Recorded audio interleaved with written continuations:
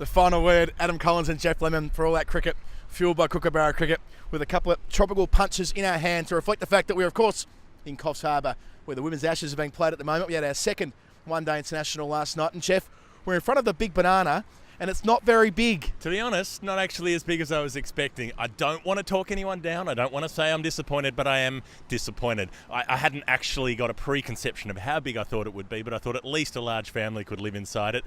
Probably not. Very cramped. You can walk through it, but it's full of pictures of fish. So I'm very confused as to what's going on. They say it's been around for 50 years, but maybe I wouldn't drive that far out of my way to see it. What was big was Australia's win last night in Coffs Harbour, Geoff. Australia won by 75 runs, courtesy of the Duckworth-Lewis-Stern method, but really it was a trouncing from start to end, and it wasn't helped by Heather Knight popping the Australians in, and it all went downhill from there, really. Well, that's right. You talk about tropical punch. The Aussies gave them a tropical punch last night. Tell you what, right in the jaw. Rachel Haynes, who no one was expecting really to be the dominant figure in this series with the bat. 89 not out of 56 balls. She absolutely slayed them, punted 3 over the fence down the ground, 9 boundaries, and just slayed them from the get-go. She only had 16 overs to face. She came in after 34 overs and then nearly made a ton.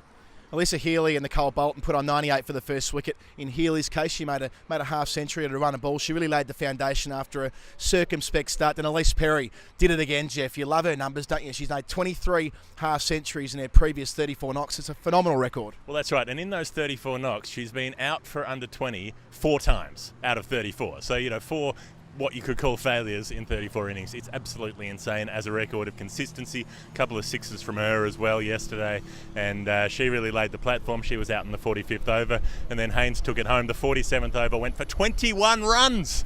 4, 4, 6, 4. They were just raining all over the place, and Catherine Brunt was not happy. Yeah, another theme of that 47th over was a drop catch. Catherine Brunt was the bowler, but Tammy Beaumont, the player of the World Cup, she put down Haynes on 61. She made them pay, finishing on 89. A conventional drop at deep mid-wicket. Brunt also put a catch down. She put Perry down on 41.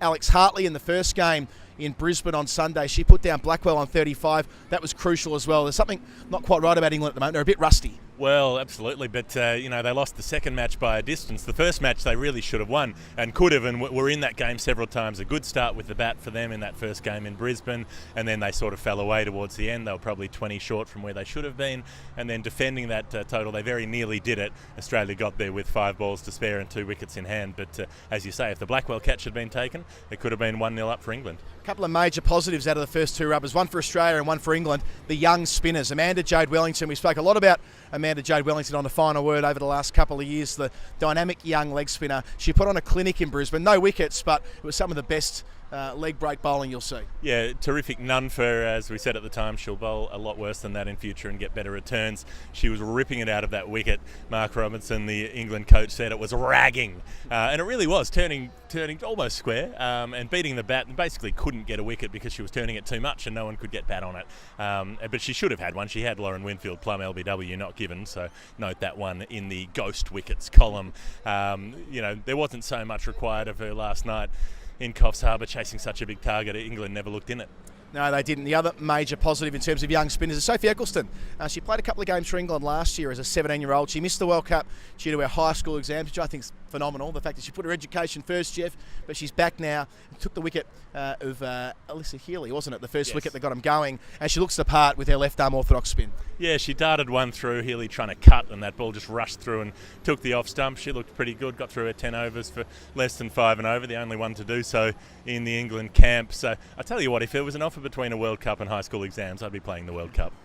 What we have got now is another one-day international in Coffs Harbour on Sunday, followed by the Test match and 3 T20s. Due to the fact that there's 16 points on offer and Australia regained the Ashes in 2015, England need 10 of the 16. The mathematics are pretty poor for them right now. Well, the maths aren't looking great, although even if they did lose here, as long as they win the Test match, that's the crucial thing. If they win the Test, then they could get a run on in the T20s and still end up ahead of Australia on points, but they can't afford to end level. More disappointing than their performance is that game will not be played anywhere near the Big Pineapple, the Big Prawn or the Big Merino.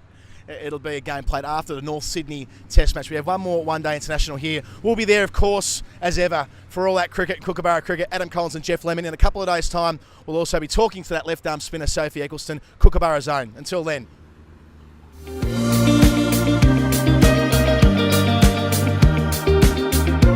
For the 2017-18 season, I'm using the Kookaburra Blaze. It's a great bat with a nice big profile for players who like to clear the boundary and be nice and versatile in their playing style.